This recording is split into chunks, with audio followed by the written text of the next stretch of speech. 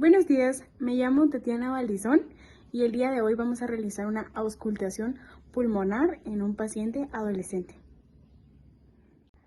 Para realizar la auscultación pulmonar le vamos a pedir al paciente que respire por la boca.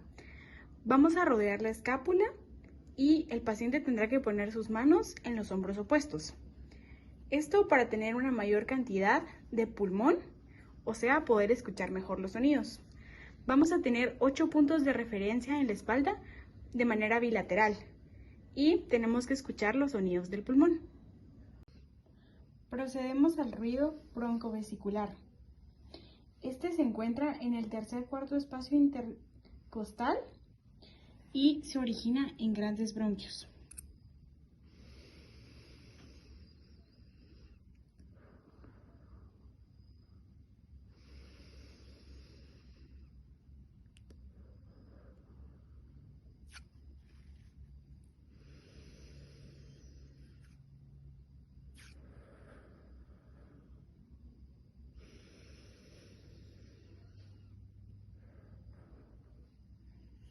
Casi solo se puede escuchar en zonas que posean grandes bronquios.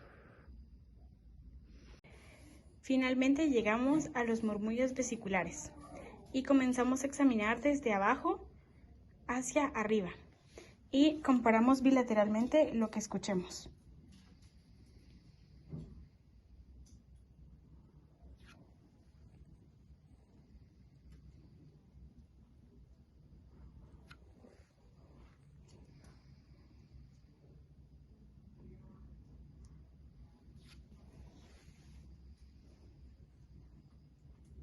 Luego le pedimos al paciente que levante sus brazos para escuchar las zonas axilares.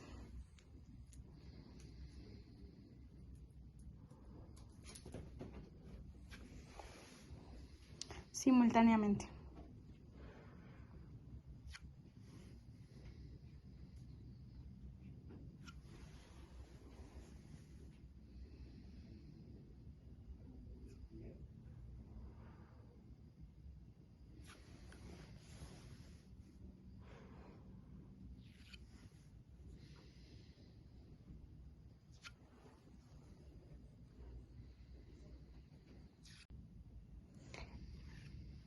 El mayor murmullo se debería escuchar en la base de los pulmones.